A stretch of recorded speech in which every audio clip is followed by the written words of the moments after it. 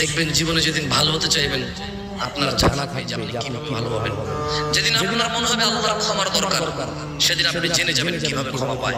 যদি আজকে এই মাহফিল মনোযোগ দিয়ে শুনেন, আরে হ্যাঁ, আমি চলে যাওয়ার পরে মাহফিল চলে যাবে না তো, কারণ আমি কোনো কিস্সা কাহিনী করতেছি না এখানে, কোনো গল্প উদাহরণ দিচ্ছি না, সূরা নূর পড়ে শোনাচ্ছি। কি পড়ে শোনাচ্ছি? আর আপনার ঘরে এই কোরআন আছে, এই সূরা আপনার ঘরেও আছে। যখন মর্জি পড়ে নিজেকে সংশোধন করে নিয়ে খুব সুন্দর আলোচনায় আসছেন। আর আমি অনেক দিন পর সূরা নূর নিয়ে আলোচনা করছি। অনেকদিন আমার খুব ফেভারিট সূরা এটা, কারণ আমার কাছে মনে হয় এখানে সবকিছু আছে। একজন মানুষের সর্বোচ্চ দাওয়াত, সর্বোচ্চ একজন মুসলমান কি করবে, এরপর সে কি পাবে, যদি সে তারপরেও ব্যর্থ হয় তাহলে সে কি করবে, ব্যর্থ হওয়ার পর যদি সে এগুলো করে তাহলে সে এগুলো করে তাহলে সব আছে হবে। তাহলে শুনেন, তাহলে আমরা কার ইবাদত করলাম? ভয় কাকে পাইলাম? অনুসরণ কাকে করলাম?